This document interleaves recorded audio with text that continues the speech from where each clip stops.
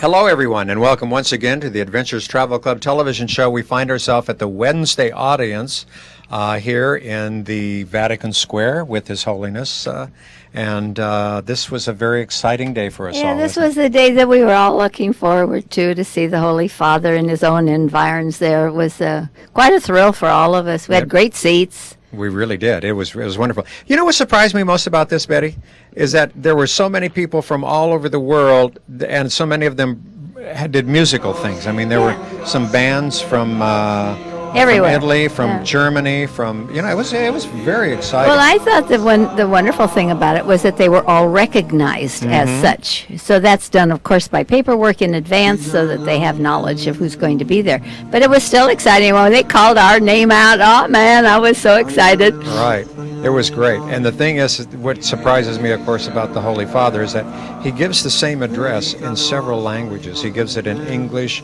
in Portuguese, in Spanish, in German, in French, and I'm not quite sure what other languages too. And of course there are representatives from all of those countries here at the Wednesday audience. So it was really something. And of course when you see this on television, and we do carry the Wednesday audience here on Channel 49, all you see of course is just a portion of the English. Yeah. But, I mean, you're there for several hours. It went on and on, and you know the funny thing is you didn't get tired because there was always some type of pageantry going on, and the weather was spectacular. The weather was spectacular. It was absolutely incredible. And you see here, the face of St. Peter's is so clean looking now. Where's his face? I only see CX 1 point. That was the face of the building. Okay. And here was this was one I of knew the... that.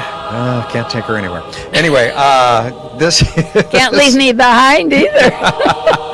That was one of the groups, of course, one of the musical groups. Now, after the audience is over with, there are a lot of people that want to come up, of course, and be blessed by the Holy Father. And now, he wasn't performing a wedding, but a lot of the young married people, or older married people, whatever, who have had their marriages probably within the last few weeks, they come in their wedding clothes, and then the Holy Father will bless them too. Now that has to be done way in advance, yes. And they must wear their gown that they wore, and for them it's really exciting. I was there getting our tickets when some of them were signing up for it.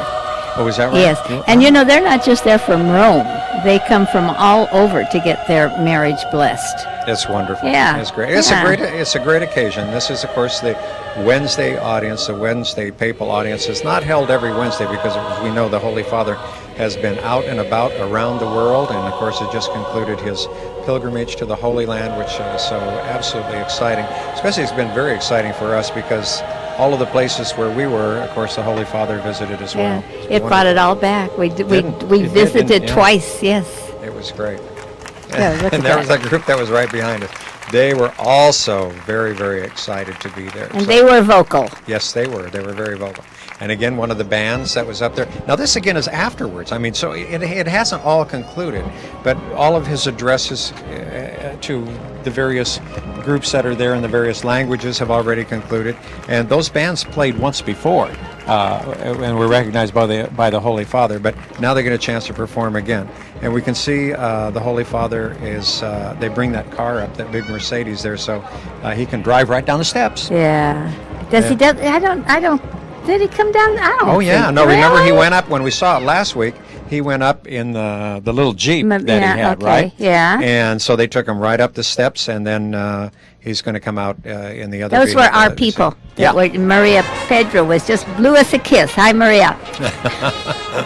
Oh, and here's another band. I think this has to be from Bavaria or Germany or something. They sort of look with that costume, don't you think so? Oh, yeah. Yeah, it was great. And they wouldn't let the Holy Father leave. I mean, they wanted him to stick around for a little while. Well, I find that's true with him wherever he goes, especially with the youth. We love you. What did they say? Papa? John Paul II. Right. We love you, John Paul II. And it's just chanted everywhere. It's really wonderful. It just amazes me, and I think everyone that I talk to, that he has the stamina and that he can go. I mean, he is a couple of years older than I am, and you're supposed to laugh at that. No, I was going to say, are you sure?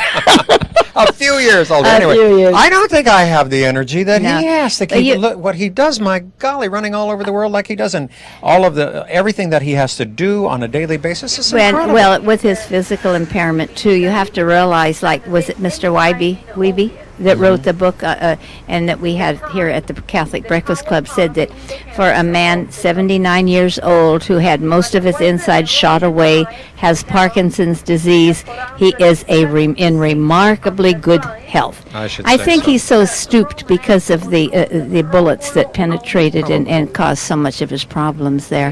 Yeah, it was miraculous that he lived after that at all. It was really, really Yeah. something. Well, we're driving down now through some of the streets in Rome, and we can give a listen to our guide for a little bit. Was divided into the different states.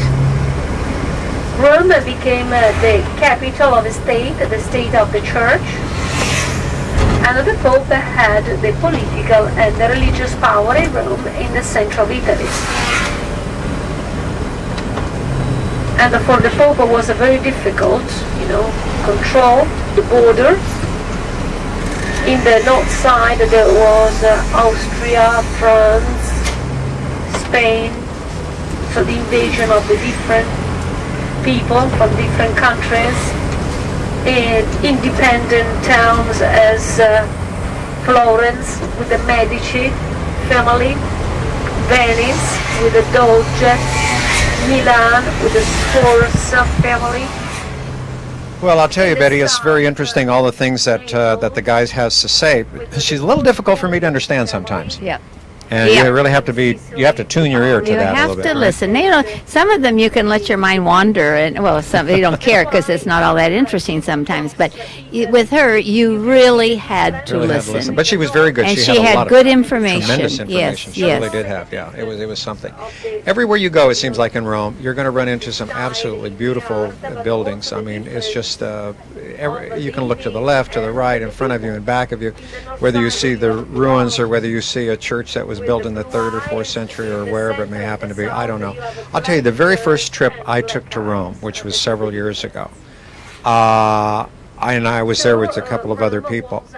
I finally said, I have to leave this city because I'm getting so confused. I don't know which century I'm looking at. I mean, they would say, this is 6th century, that's 3rd century, that's 5th century, that's it, and after a while, I was on overload, Marv, it's sort of like the movie, if it's Tuesday, we must be in, was it Belgium or wherever it was, because this is really true. And I'm thinking like of the churches that there were so many churches, and they were so beautiful, and so many were identical that when you come down and looking at pictures, I know how I have to take pictures to you, and I'll say, Marv, where were we? Where did we get this? Because like I say, I'm busy with running around after people, and I don't always get all the stuff that's going on. So, well, you're not the only one. You think, even photographing this, that you would know exactly where you are all the time. But sometimes I'm away from the guide, and if I haven't been there before, I miss out on the same thing too. Right. So but I hear a lot of people, and what they do, they write on the little box that the films come in. Mm-hmm. They write where they were and so when they get them developed, they'll know. Well, especially when you're taking a trip like this. I mean, the thing is while you're there, you don't think that you're going to forget anything. Yeah. But all of a sudden, when you look at from the other end of it, not the start, but from the end of it, my golly, where all did we go today? We really saw an awful lot. And then you look at your itinerary and you say, did we do all that really?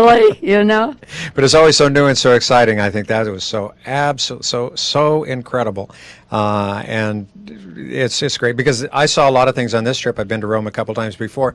Saw things on this trip I had never seen before. And I think you will always do that. You can always explore so much. I think that's true because each time you go, you are looking at or for different things. Mm-hmm.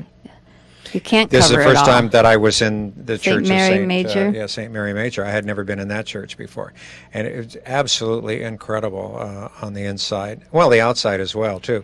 And as we stated once before, of course, we took all of these pictures. We made our trip in November of 1999, and they were getting everything ready for this wonderful, wonderful Jubilee year. So everything was being cleaned, everything was being painted, some of it was being sandblasted, and Rome just really put on a brand new face, don't you think so, Yeah, Betty? I don't remember who gave Rome this. Do you? What it was? This is the statue there in front of Yeah, I in know. front of the church. I know where it was, but Somebody where gave is it? I think it wasn't was me. a gift. I didn't do it. Mhm. I don't, and I'm sorry. I should not even mention it because I don't have the information. But There was the holy door there, of course, which is now open to the church. Of course, all of the basilicas and the cathedrals, of course, look all at have this. a holy Look at door. the ceiling. Isn't that miraculous? That, I mean, It's so beautiful. I can't believe it. Everywhere we looked, it was absolutely incredible. And look here. I mean, now they were were they regolding it? Gilding. Regilding it, Gilding. right? Beautiful. Now that's what they call the money in German.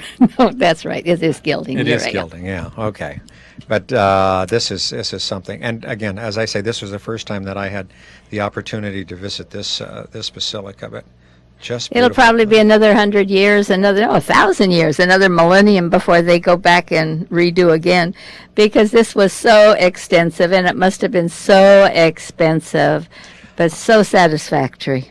Yeah, you know, you had mentioned that, and I want to bring up one thing. We went past the Colosseum and a few of the other buildings there in the Roman Forum, and the Bank of Italy is one of the people that's put up funds for some of that. I don't know about the churches, but I know as far as some of those some of the other historic excavations, buildings, yeah, huh? So it's really something. But this is beautiful inside. What is that? It's dark. That's dark. Yeah. Well, that's because we were shooting against windows, and the iris on the camera closes down. It's supposed to be the eye of God, I think, and all of the beautiful angels yes. surrounding I didn't it. mean that. I just down below the circular. I didn't quite understand. Could have been a what- baptistry, I'm not sure. Okay. Oh, isn't that lovely? Look at the lighting on that. That was from the dome. The light, light? that reflected on that. If you say so. I have to tell you the truth, Betty. I really don't Okay. remember. I really don't remember. But you're soaking up so much of this beauty, and so much of it surrounds you just Everywhere you totally, turn. Now that totally. kind of looked like the Bernini columns that we saw in St. Peter's, but I don't think they were No, Berninis. they weren't. No. They were a little different than that. But looking up toward this dome here, of course, I don't think you can find one piece in some of these churches that hasn't been painted. I mean, it's Yes. just everything is so highly decorated, and it's beautiful, absolutely beautiful. And Yeah. this, I think, was on two different levels, if I'm not mistaken. Yes, it is. There's a statue of one of the popes in a praying position here, and as we see up above And here, there's two we can see story. 2 stories. It's a two-story church, and that isn't a choir loft up there, was it? That was a. No, that was the main body of the church, Uh-huh, actually. Yeah, but isn't this something? Now that's Look the at this artwork. tabernacle. It has to be. See the red could be. lights. Yeah, that I think would- you're right. To identify I it think as you are such. right. Yeah, and look at the statuary here of another pope too. Really, really magnificent. And there we find a Star of David embedded in the floor. Yeah, of isn't the, that nice? basilica. That's yeah, beautiful. it really is. Now, I don't know. Do you suppose somebody was buried in that? Well, something was put in there, but Yeah. this is what is kind of sad that we can't know for sure some of the things that we're seeing, and so we can't identify them for you. The guide was there, but I was off someplace else. She's gonna tell us a Yes, little bit. okay. Fifth Borghese. We are at the beginning of the 1600, and the Pope was buried there, where you see the statue of the Borghese. This is still the private chapel for the Borghese family. And in this chapel, look at the main altar, where you see the blue stone. Do you know the lapis lazulis? And in the middle, just you can recognize the Virgin Mary with the Jesus Christ. So according to the history, this painting dates back the 9th century after Christ. Just above the altar, there is a relief in a gold color. This describes the miracle of the snow. You can see the Pope, the design in the snow, the basilica.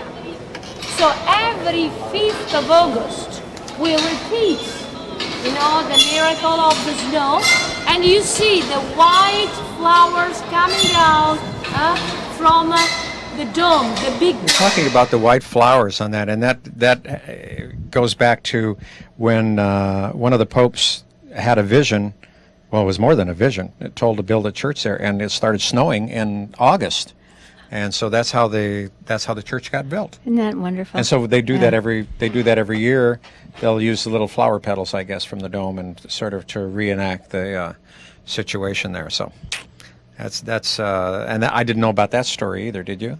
No, I really didn't. I didn't know it till you're telling me now. I really? must have been somewhere else when that was being told. You learned something. I do. I learned well, you learn something every day. Of course. Yes, it's a wonderful thing. Now we're going to go to St. Paul's Church outside the walls, and this was a little distance from where we were before. This, to me, was magnificent. I mean, these paintings on the everything outside. to you is magnificent. Well, it is. It's incredible. Well, I have to say that Can't because you ask more magnificent or magnificenter or more better. more better? Okay. No, but when I look at something like that, you know, I admire the artists that did all of this, and the gardeners as well. I think if I could do something like that, then yeah, it wouldn't be so magnificent. But I can't. No. So I have to tell you, it's magnificent. And the proportions of it, the architecture that went into it, and you know, Marv, you think about how they built these magnificent churches when they didn't have all of the machinery, the things that we have today to erect buildings. This had to have been a lot of labor of love. Well, also not only that, but I think a labor of knowledge, because these buildings are still standing, and some of the ones that we built are no longer around. Yeah. You know, so I think these craftsmen were Crafty. were very crafty, were very inspired as well, because they were, as you say, I'm sure for a lot of them it was a labor of love. This is that alabaster window that we saw in this church, and this was amazing. But look at here, this again, everywhere you looked in the church, you saw beauty, beauty, beauty, even the floors. Look at the floors. But now when you looked at the last picture there, you could think almost that you were outside seeing a facade of something rather than inside the church itself. And here also in mosaics, all of the Pope's pictures are up around the wall, right? Well, yeah. Is that in this church? Is that they have the Pope's pictures? I'm not real. Okay, then if it is this church, they were all destroyed by a fire. I know this part of it. And so instead of replacing them with painted pictures, they've done them in mosaics. And they have 13 spaces now for future popes. Our Pope John is there now. But they have 13 more. And they were saying, the saying goes that, well, when the 13th Pope from John Paul is elected, then that will be the end. And nobody knows, of course, when the end of the world is, but that's what they're saying. That's what they say. That's common. Well, they're making up for the fact that there's 13. I'm sure. Yeah. But anyway, it's a good story. So this was one of the courtyards on the sort of the back side of the church. We came into the front, which you saw the beautiful, beautiful gardens, and there's also one here too. There's sort of a cloistered area. It looks like. The size of it is so, you know, you wonder, why did they build them so big? Yeah, that's a good question. You don't have a good answer, huh? Well, there must have been a lot of people around there. So I don't think parish, I don't think there were that many people, but I guess you do when it's the idea of the gift of right. largesse or whatever. And you know, that's it. So much of these were gifts from various princesses, prince. I want to say princes, plural. That didn't come out right either, did it? Huh? Many princes. Many princes. Yes. But princess is female. Well, I was trying to make it I masculine. knew that. I'm teasing you. It's fun. It's such many fun. of those prince fellows. Those men. Okay. Yeah. Those men of royalty. Men of royalty. Right. Okay. And now we got that taken care of. So I don't think that too much of the common people paid for well, that. no, they had, of course, they had the money, and that was their way of, and for them, too, it was show, not just for the spirituality of it, but it's, your name is attached to it. The Medicis were so fabulous with their giving. Borgheses. Borgheses, right. That's something. Now, Betty, look over here on that. Oops. Well, if we just pass it, but we may come back to it again. I know we will on the next show. But some of the buildings were they were because they were sandblasting them or blasting them with water, and you can see they had so much like a screen. It was a netting that they had. But what was amazing on some of the netting, they painted what the building looked like, but just panels of it. So as you go by some of that, you'll think the netting doesn't go all the way to the end of the building, but it does, and you will see that some of that is actually just painted on. I guess the netting has to be there to take all the particles to keep them from floating all over. And oh, this was the place. Incredible, like your favorite word. Incredible, right? Yes, the Chapel of the Holy Stairs. And do you know the story to that? You tell it. I don't remember it.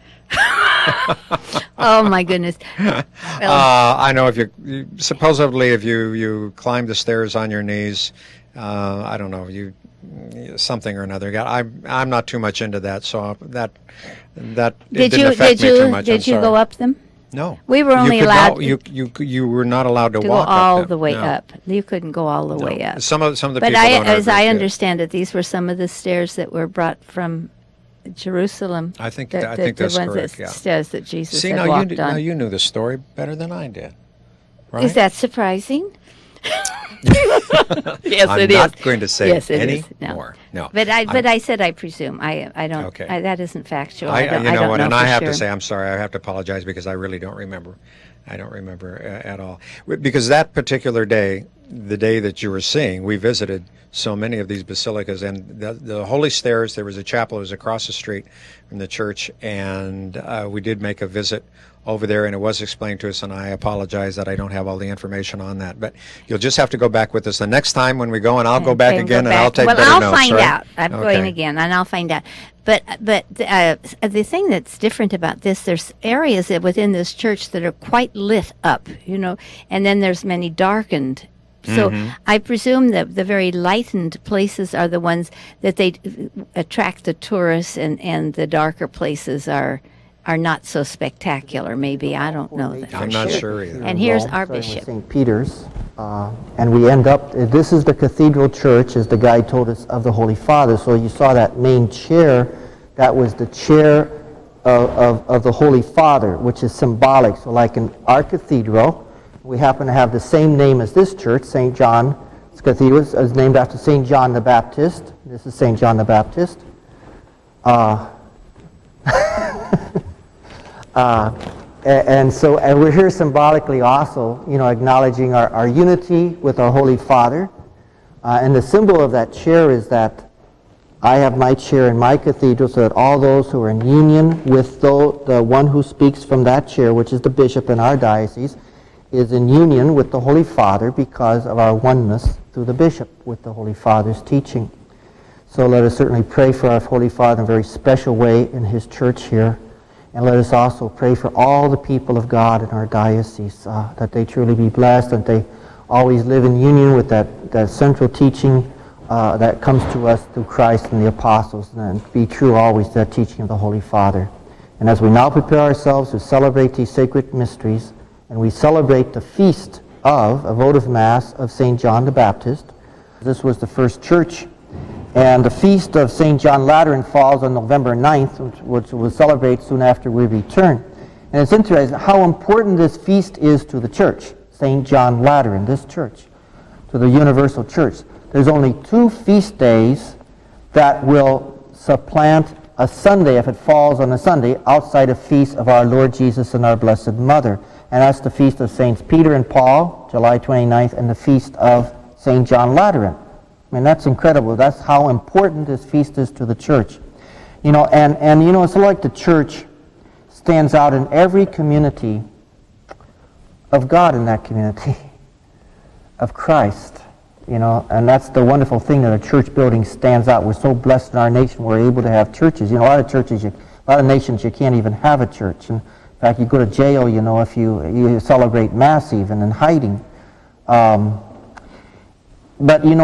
more important than this church, even this church of St. John Lateran, are all of you. All of us as God's people. That's who we are. We are the people of God. We are those living stones that make the living church alive, the body of Christ. And as the church stands out in a community of a sign of God, so we are meant always to stand out to all those around us of God's goodness and love and truth and compassion. And that's really what our lives are all about.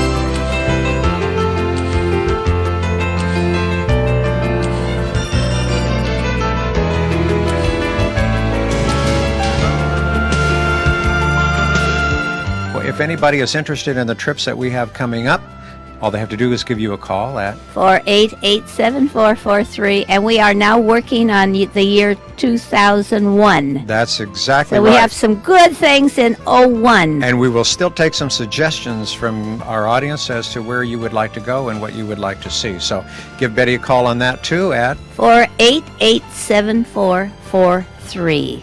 Because we like to go to different places and new places. And we got in back of our minds to go to China because they're going to build a dam there, and all of those magnificent places way up where they're going to have this dam, and the land's is all going to be inundated, and it'll be a last chance actually to see the beauty. You're doing it too, I'm right? doing well. It's catching, you know. So that'll be there, and I'm sure we're going back to Turkey, and I'm even thinking about South America. But anyway, let's get back to what we're looking at here. Well, we don't have too much time again, so it's just about time for us to say goodbye. In fact, it is. So we'll see you next time. Bye-bye. Bye-bye.